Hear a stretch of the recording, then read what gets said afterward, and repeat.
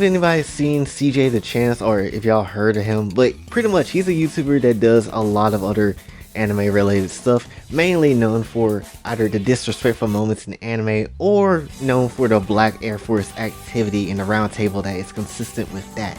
And you know what? I'm watching it and I'm just like, this is some good commentary, this is some good stuff, but I like to take my own spin on it. So that's essentially what this video is and what I'm going to be doing here. This is the lewd force of activity. So we have 3 people for this episode of Roundtable of Lewd Force Activity. There is no better candidates in my eyes when it comes to the actual lewd forceness of these characters.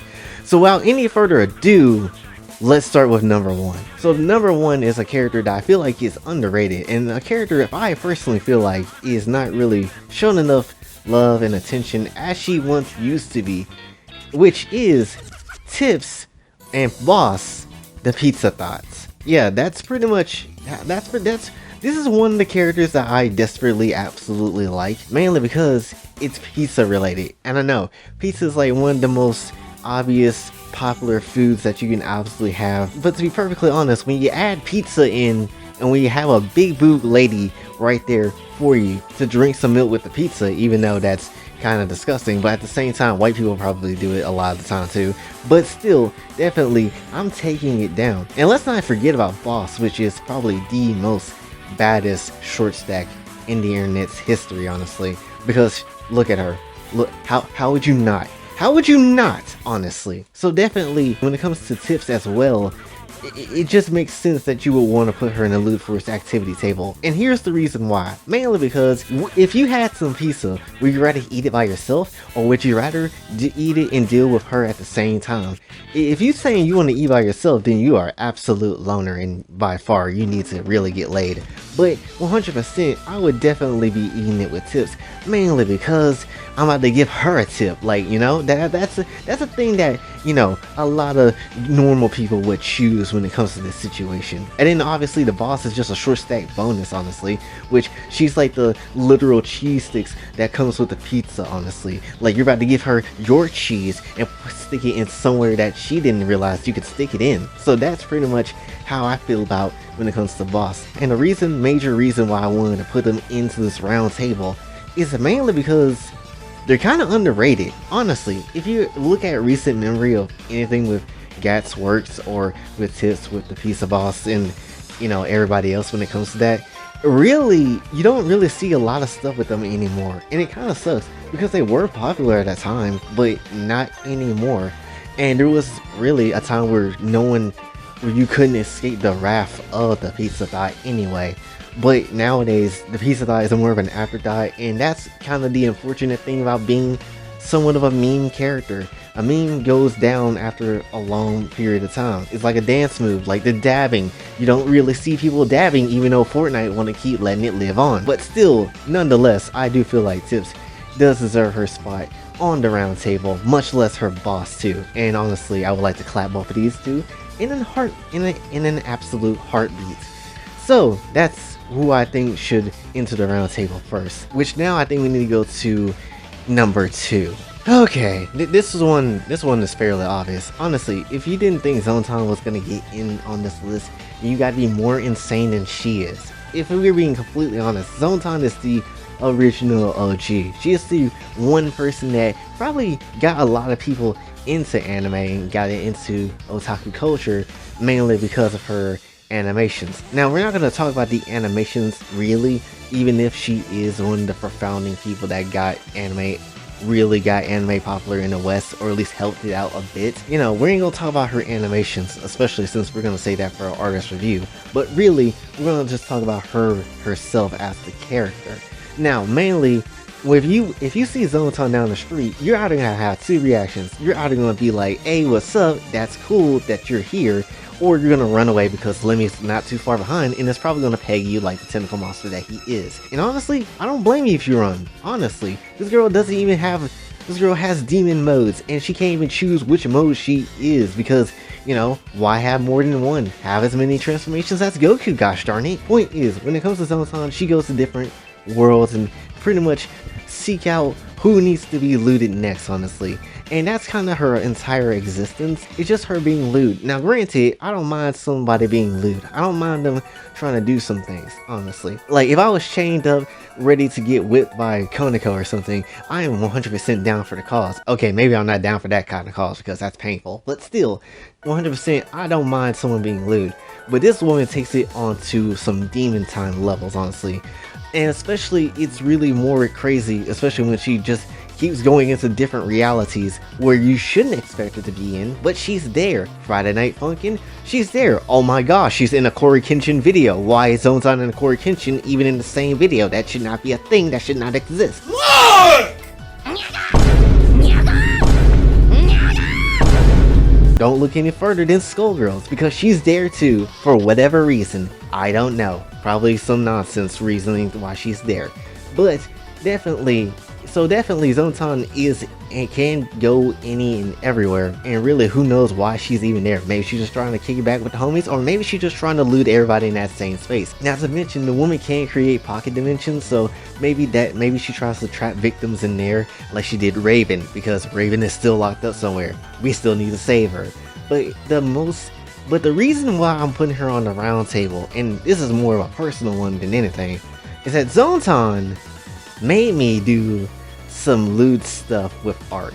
Now, I'm not gonna lie, this was completely something that I wasn't even expecting, and I did make a video about it, talking about it like a long time ago. But pretty much essentially, when everybody was tripping about the Oda-chan and Zontan craze, pretty much everybody was making these, you know, mix up art with these two together.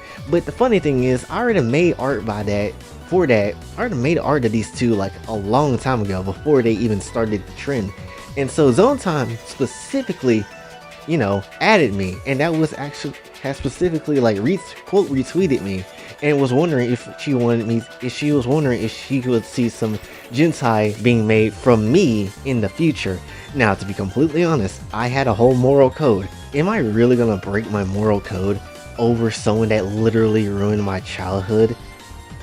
Absolutely. So that's what happened. I went out my way to go as far as to draw Oda-chan, Zontan, and myself. And, you know, there was some baby batter being splurted everywhere. So pretty much, yeah, and Zontan absolutely loved the picture, by the way, too, which was insane. Again, never thought I would get her attention ever, but still, we did, and it was pretty damn insane. So for Zontan breaking the mold and breaking my moral code, thanks Zontan, you ruined me again. She is also on the round table. To be perfectly honest, I would say she's either the president or the vice president of the Lewd Air Force activity table, to be perfectly honest. And now we have to get to the final character that we need to talk about, Miss Igawa Asagi. Now, we already know, Igawa Asagi is just legendary. She has to be one of the most have some of the most brutal hits in Jentai history, if we're being completely honest. Now, I'll be completely honest, I didn't really know too much about Asagi, and I had to kind of Google stuff, and Google was probably looking at me weird, like, N-word, are you serious? Did you really need to look up stuff with Asagi? Do you not know the trauma that she has gone through? Yes, I know the trauma that she's gone through, that's why I'm Googling it, to find out more information. But anyway, well, I guess in a basic sense, I guess you could call her a ninja, but mainly she's like a demon slayer type of person. And pretty much, she just doing what she has to do, and you know, and try to take out a lot of these monsters that keep, I guess, making a wreck of things, but end up getting captured. And unfortunately for her, the Orcs says otherwise, and Oberu says otherwise, and Black says otherwise, and every other thing in the universe is saying otherwise to Asagi and her sister. And pretty much, well, if you've seen Time in Asagi, I'm pretty sure you know what happens. Her cheeks kept getting clapped day in, day out, and there's nothing anybody can do about it. Honestly, if you're trying to go your way to save Asagi, bruh, I don't even think you could save Asagi, honestly. Even if you had 10 guns, 10 nuclear bombs, I don't even think that will be enough, because Asagi just kept getting screwed over, kept getting collapsed in the most craziest and brutal of ways. And honestly, if you are someone that can't deal with epilepsy, oh my goodness, you about to get clapped like Asagi too, because it's so flashy. It's so flashy, and it's so bright. Like, it's absolutely crazy. Already crazy. They just say, people with epilepsy? Nah, F those people. We don't care. We're gonna gonna make sure you're gonna suffer today. But definitely, Asagi is probably by far one of the biggest hits that you'll ever find in Jentai, especially with her sister, because goodness gracious, that girl got used so bad. She got used horribly. Like, her whole chest got inflated at one point, and then she just mentally broke at some point, just begging for it at that time. And then, you know, Asagi was like the only one that was still like holding on to what's left of her sanity. It's just a crazy experience, honestly. And also, why is it always gotta be orcs that clap women? Why is it always that? Or why is it always some asshole people coming through and clapping people? I don't understand. Overall, I mean, granted, is the orcs wrong? Would you not clap Sakura or Igawa? I certainly would. Definitely. Obaru can get it too, because Obaru is one of the baddest female villains in Jentai history, honestly.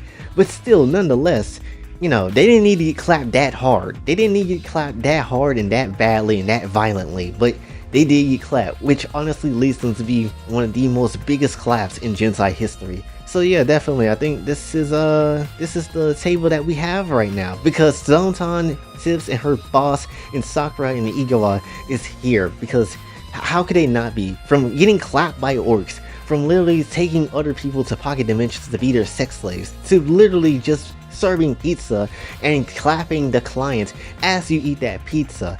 Honestly, there is no better way to start this entire round table except this way, because how could you not, honestly? So yeah, that's pretty much how this table will go, and that's pretty much the end of this video. So hopefully you guys enjoy. I do have a Patreon, Ko-Fi, do have a Twitter and TikTok, honestly, which I'm trying to be way more active on. And yeah, hopefully you enjoyed, and this has been your boy Jay, signing off. Have a blessed day.